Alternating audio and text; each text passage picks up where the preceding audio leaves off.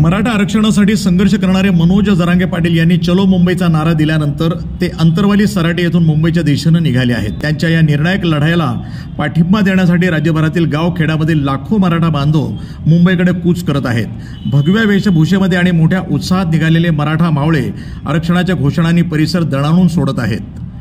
मराठा समाजाला आरक्षण मिळावं यासाठी मनोज जरांगे पाटील गेल्या अनेक महिन्यापासून आंदोलन करत आहेत। आता त्यांनी हा लढा मुंबईच्या वेशीवर नेण्याचा निर्णय घेतलाय। शांततेच्या मार्गाने मुंबईकडे जात असलेल्या मराठा बांधवांनी सरकारला इशारा दिलाय। सरकारने आता आमचा अंत पाहू नये, आम्ही शांततेने जात आहोत, आम्हाला आमच्या हक्काचं आरक्षण द्या, जर आमचा अंत सुटला तर ते सरकार उलथवून टाकू, असा थेट इशारा आंदोलकांनी दिलाय। या आंदोलनामध्ये मोठ्या संख्येने महिला आणि तरुणाईचा सहभाग दिसून येतोय। या ऐतिहासिक मोर्चामुळे मराठा आरक्षणाचा प्रश्न आता निर्णायक टप्प्यात पोहोचला असून येत्या काही दिवसांमध्ये मुंबईत काय घडामोडी घडतात याकडे संपूर्ण महाराष्ट्राचं लक्ष लागलंय। चाललो आहोत, मी सॅक भरवली आहे।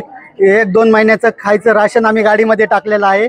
आम्ही 2 महिने मुंबईमध्ये राहू ह्या पद्धतीने आम्ही मुंबईला चाललो आहेत। माझी हात जोडून या राज्याच्या मुख्यमंत्री देवेंद्र फडणवीस यांना विनंती आहे, तुम्ही आमचे दुश्मन नाहीत, तुम्ही आमचे मुख्यमंत्री आहात। या मुख्यमंत्री तुम्हाला माझी हात जोडून विनंती आहे, आम्ही शांततेत मुंबईला यायला लागलो आहोत, शांततेत आम्ही आंदोलन करणार आहोत। आमचे सर्वे मनोज दादा जरांगे पाटलाचा आदेश आमच्यासाठी अंतिम आहे। मी तुम्हाला हात जोडून विनंती करतो की आम्हाला आरक्षण द्या, तुमचं नामचं वैर नाही। और तुम्ही जर आम्हाला डवचवण्याचा प्रयत्न केला तर आम्ही आग्या मावळापेक्षा बेकार आहोत।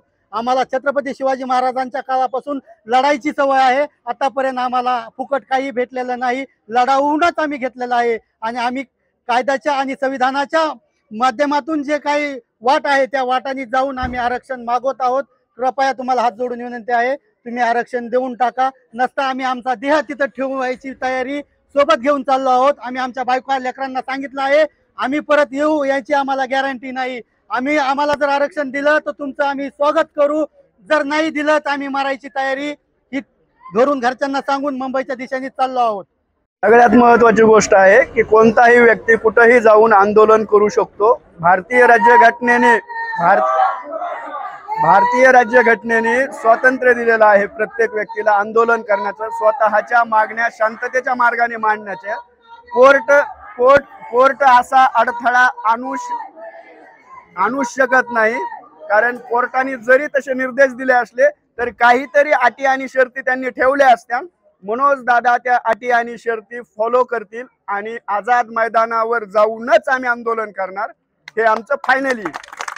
भलेही कोर्टाने आम्हाला ज्या अटी शर्ती दिल्या असत्या त्या सगळ्या अटी शर्तीचं कोर्टाच्या म्हणण्याप्रमाणे आम्ही पालन करू आणि आझाद मैदानावर जाऊन आंदोलन करू। राहिला प्रश्न त्यानंतर प्रत्येक समाजाला आरक्षण भेटलं त्यावेळेस कधीही मराठा समाजाने कोणत्याही समाजाला विरोध केला नाही।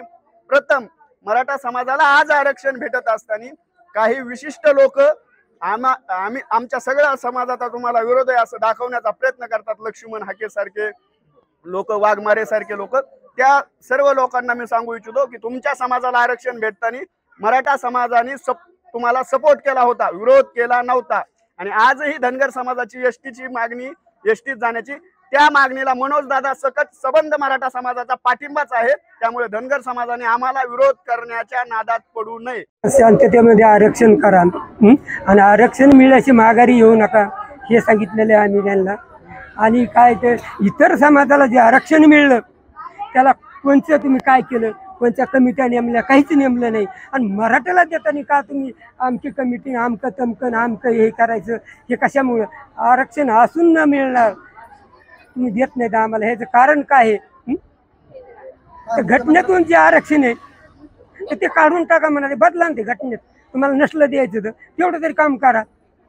एवढं काय तर माझं देवेंद्र फडणवीसला सांगणे आणि काय हात जोडून की तुम्हाला नसलं द्यायचं तर ती घटनेतून हे काढून टाका, नाही तर तुम्हाला द्यायचं तर द्या आणि सुखासुखी द्या आणि जरी काही करू नका। आणि जर तुम्ही अति समजा तुम्ही बलाचा वापर केला, पोलीस हे ती आमचं तमकं, जनता जर बिघडली तर मुंबईमध्ये ती माणसाला कुणाला जाता यायचं, हे लोक जर गेले त्यांना घरातून बाहेर निघता यायचं नाही आणि हे बेकार वातावरण होईल। त्याच्यामुळे काय तर की कळकळीची विनंती की तुम्ही लवकरात लवकर आरक्षण द्या, जे आमचं हक्काचं आहे तेच द्या, आम्हाला तुमचं दुसऱ्याचं नको, दुसऱ्याच्या ताटातलं। घटनेने कुणबी मराठा समाजाला आरक्षण दिलेले बाबासाहेबांनी, आणि ते आरक्षण आमचा मराठा समाज हा मागास आहे हे सिद्ध झालेलं आहे। आणि मराठा समाज मागास सिद्ध झाल्याच्या नंतर सुद्धा त्या मराठा समाजाला आरक्षण न देण्याचा घाट देवेंद्र फडणवीस सरकारने घातलेला आहे आणि त्या घातलेल्या घाटाच्या विरोधामध्ये जरांगे पाटलांनी आंदोलन उभा केलेलं आहे आणि मराठा समाज, पूर्ण महाराष्ट्र राज्यातला मराठा समाज जरांगे पाटलाच्या पाठीमागं एक शिक्का उभा आहे आणि आम्ही आरक्षण घेतल्याशिवाय मुंबईहून माघार घेणार नाहीत। आज 27 तारखेला आम्ही मुंबईच्या दिशेने निघत आहोत। सबंध मराठा समाज मुंबईच्या दिशेने निघलेला आहे।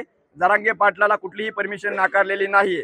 तो प्रसार माध्यमातून काही दिशाभूल जर झाली असेल तर त्याबद्दल माहिती नाही, परंतु कोर्टाने कुठेही परमिशन नाकारलेली नाहीये। कारण की लोकशाही मार्गाने उपोषण असेल, आंदोलन असेल करण्याचा अधिकार लोकशाहीने, घटनेने आपल्याला दिलेला असतो आणि तो मानवी अधिकार आपल्याला नाकारता येणार नाही हे सरकारने लक्षात घ्यावं आणि तात्काळ दादांना मुंबईमध्ये येण्याचे सर्व प्रतिबंध हटवण्यात यावेत अशी आमची सरकारला विनंती आहे। NTV news Marathi, Beed.